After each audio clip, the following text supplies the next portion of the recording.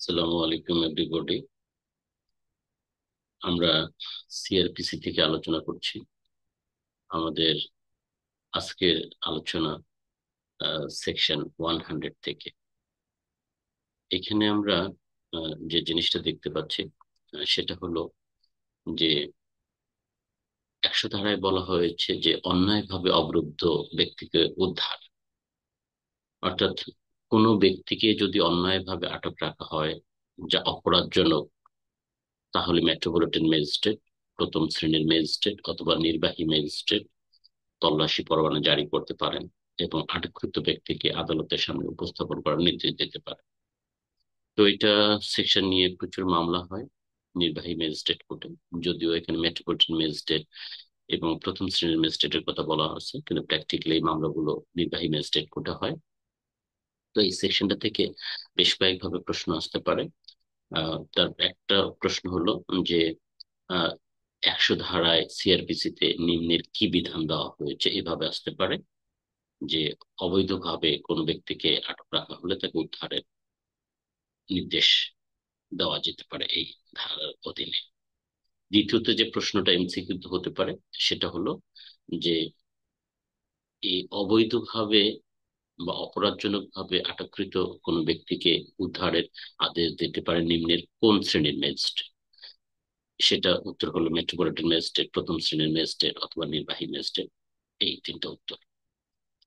আর practically এই সেশনটাতে যেরকম হয় যে অনেক সময় স্বামী স্ত্রীর মধ্যে ঝগড়াঝাটি হয়, স্ত্রী হয়তো বাপের বাড়িতে চলে গেছে, তখন স্বামী এই স্ত্রীকে উদ্ধারের জন্য এই সেকশনটাতে মামলা করে। ম্যাজিস্ট্রেট সাহেব স্ত্রীকে সমন দেন আসার জন্য।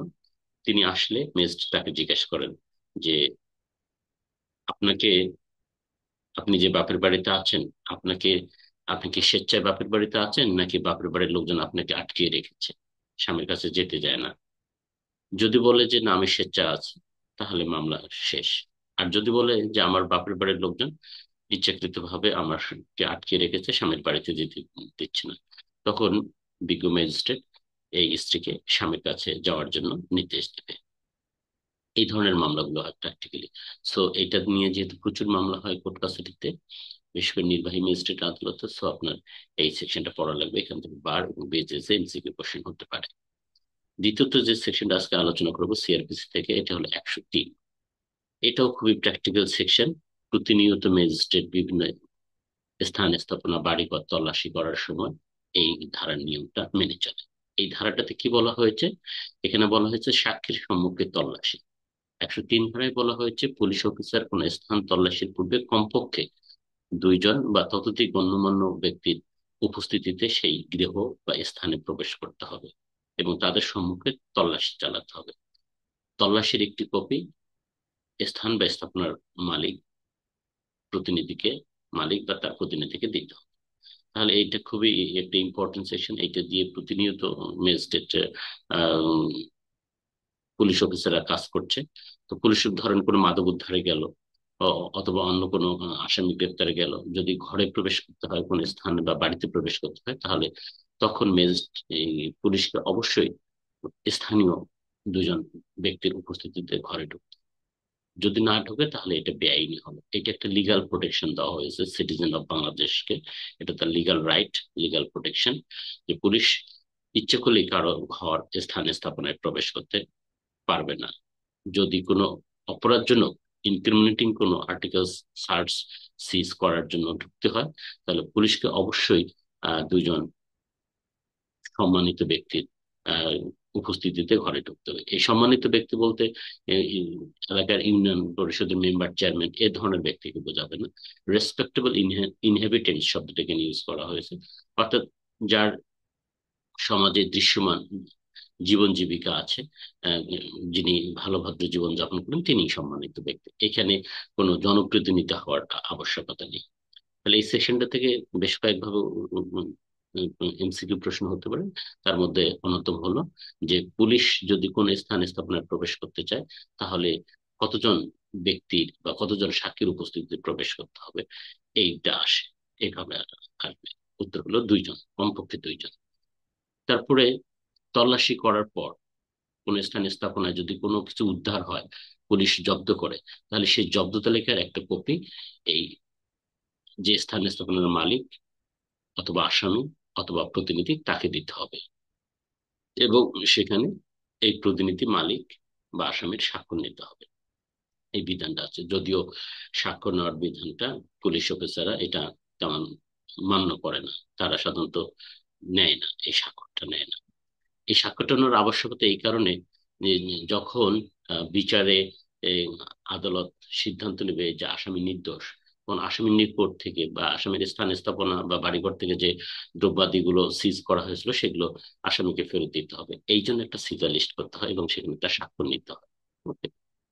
এরপরে আসেন 107 ধারা। এটাও তো নির্বাহী ম্যাজিস্ট্রেট গুলো অসংখ্য মামলা পেন্ডিং আছে, এটাও খুবই প্র্যাকটিক্যাল সেকশন, আপনারা জানেন। আহ, শুধুমাত্র প্র্যাকটিক্যাল সেকশন গুলো নিয়ে আমি আলোচনা করি, কারণ এগুলো থেকে বেশিরভাগ কোশ্চেন হয়ে থাকে। এর আগে আমি 2 বার 3 বার ইয়ে করেছিলাম, সাজেশন করেছিলাম। একবার 84টা কমন ফেলিয়েছিলাম 100টার মধ্যে, একবার 69টা, আর একবার 51টা। তো যাই হোক, অনেকদিন থেকে এগুলো নিয়ে কাজ করি না, আবার ভাবছি যে আপনাদের সৌজন্যে কিছু কাজ করব।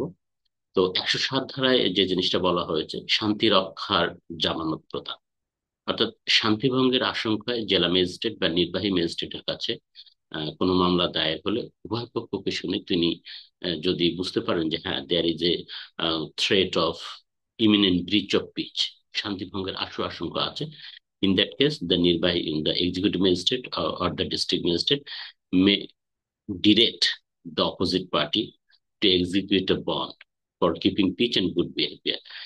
এই তখন 1 বছর সময়ের জন্য যে আপনি শান্তি রক্ষা করবেন এবং সদাচরণ করবেন, এই মর্মে একটা মুচলেখা দিতে হবে, বন্ড দিতে হবে, এই আদেশ দিতে পারে। তাহলে এখান থেকে কিভাবে প্রশ্ন আসতে পারে, যেমন 2012 সালের এমসিকিউতে একটা প্রশ্ন আসছিল যে ফৌজদারি কার্যবিধির 107 ধারার মামলা নিম্নোক্ত কোন আদালতের আদি এখতিয়ার। এখানে মাল্টিপল কোশ্চেন ছিল। মুখ্য মহানগর হাকিম, দায়রা জজ, প্রথম শ্রেণীর ম্যাজিস্ট্রেট, জেলা ম্যাজিস্ট্রেট। উত্তর হলো জেলা ম্যাজিস্ট্রেট, কারণ 107 ধারা বলা হয়েছে জেলা ম্যাজিস্ট্রেট অথবা নির্বাহী ম্যাজিস্ট্রেট। তো এইভাবে প্রশ্ন আসতে পারে। আর একটা প্রশ্ন এসেছিল যে ফৌজদারি কার্যবিধি অনুসারে কোনো ব্যক্তির সদাচরণের মুচলেকা দেওয়ার আদেশ দিতে পারেন জেলা ম্যাজিস্ট্রেট, প্রথম শ্রেণীর ম্যাজিস্ট্রেট, থানার ভারপ্রাপ্ত কর্মকর্তা, চিফ জুডিশিয়াল ম্যাজিস্ট্রেট। উত্তর হলো জেলা ম্যাজিস্ট্রেট। এরকম নানাভাবে কোশ্চেন আসতে পারে, ইতিমধ্যে কোশ্চেন এসেছে এই সেকশনটা থেকে। তো 107 ধারাটা দাগ দিয়ে রাখেন, এটা খুবই ইম্পর্টেন্ট, এটা পড়তে হবে, কারণ এটা থেকে প্রচুর মামলা পেন্ডিং।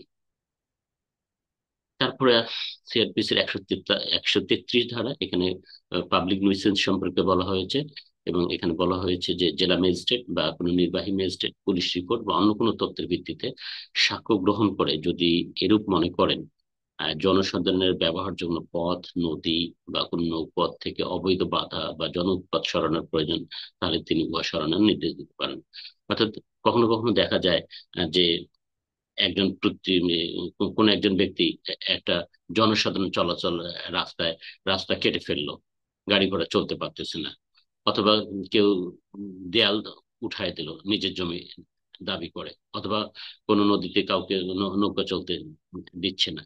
এই ধরনের ক্ষেত্রে এই যদি কেউ মামলা করে, তখন নির্বাহী ম্যাজিস্ট্রেট এই 133 ধারা বিধান অনুযায়ী যিনি এরকম বাধা বিঘ্ন তৈরি করতেছেন পাবলিকের চলাচলের রাস্তায়, তখন ওই ব্যক্তিকে তিনি সমন দিয়ে নিয়ে আসেন, নিয়ে এসে উভয় পক্ষকে শুনে সাক্ষ্য গ্রহণ করে যদি দেখতে পান যে হ্যাঁ, এখানে মেইন বিচার্য বিষয় হলো যে পথটা পাবলিক ওয়ে কিনা, পথটা যদি পাবলিক ওয়ে হয়, এবং দ্বিতীয়ত সেখানে কোনো বাধা বিঘ্ন তৈরি করছে কিনা প্রতিপক্ষ। যদি পাবলিক ওয়ে হয় এবং কোনো বাধা বিঘ্ন তৈরি করা থাকে, তাহলে তখন প্রতিপক্ষকে বলবে যে তুমি এটা সরায় দাও, এই নির্দেশ দিতে পারবে।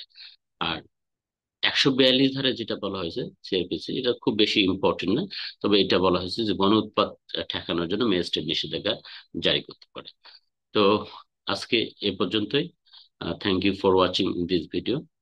আপনারা জানেন যে আমরা ধারাবাহিকভাবে বার বিজিএস এমসিকিউ প্রিপারেশন নিয়ে আলোচনা করতেছি। আপনাদের আমাদের লেকচার গুলো যদি ভালো লাগে তাহলে লাইক কমেন্ট শেয়ার করতে পারেন, এবং কে কোথায় থেকে দেখছেন সেটাও লিখতে পারেন। এবং যদি কোনো কোয়েরি থাকে in your mind, please let me know by comments. তাহলে আজকে এ পর্যন্তই, খোদা হাফেজ।